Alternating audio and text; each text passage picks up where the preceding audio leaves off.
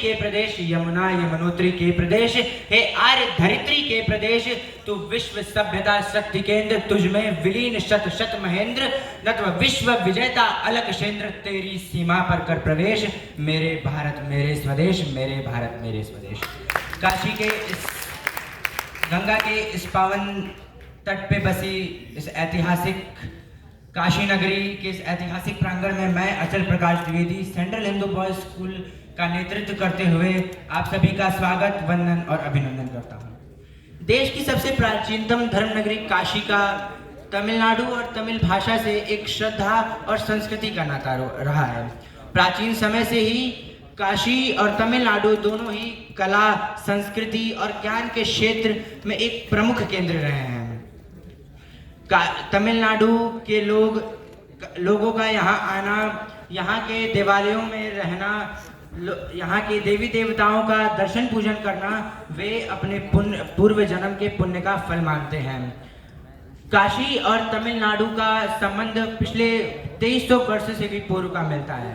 1777 ने जब रानी अहिल्याबाई ने काशी विश्वनाथ मंदिर का पुनः निर्माण कराया, तब से ही तमिलनाडु से काशी आने वालों के लोगों की संख्या बढ़ी और जल्दी ही एक समृद्ध जनसंख्या काशी के दक्षिण छोर पर बस गई।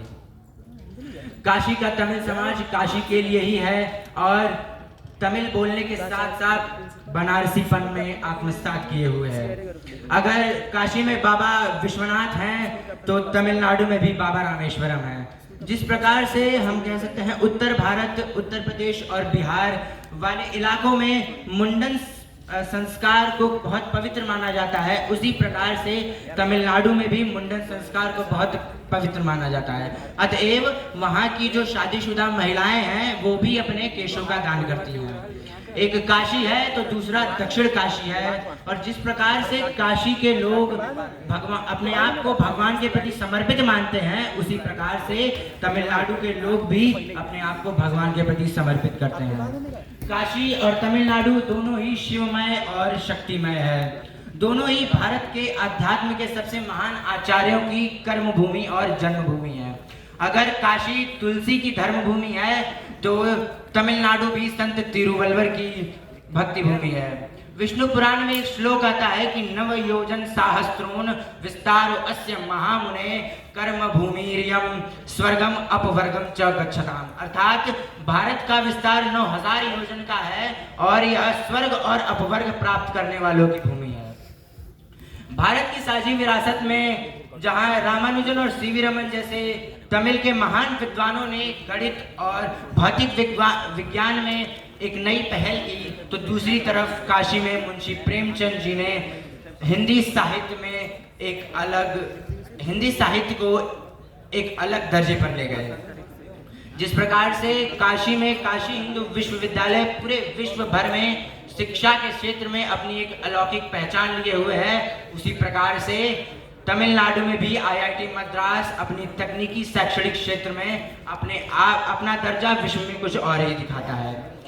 तमिलनाडु के एक बड़े ही प्रसिद्ध कवि आदिमूर्ति अय्यर ने भी अपनी कर्म भूमि काशी को बनाया है, तथा काशी का पारंपरिक व्यवसाय अर्थात साड़ी को तमिल से मिलाकर काशी के लोगों को और काशी को एक नई परंपरा और ऊर्जा का संचार किया है। मैं अब लास्ट में अंतिम जो बचता है वह है एक भारत और श्रेष्ठ भारत। तो जब एक मनुष्य दूसरे मनुष्य की संस्कृति को अच्छे से जानेगा, जब कन्याकुमारी में रहने वाला व्यक्ति जम्मू कश्मीर की संस्कृति को जानेगा, जब मध्य प्रदेश में रहने वाला व्यक्ति गुजरात की संस्कृति को जानेगा, तभी हमारा भारत एक भारत और श्रेष्ठ भारत बन पाएगा।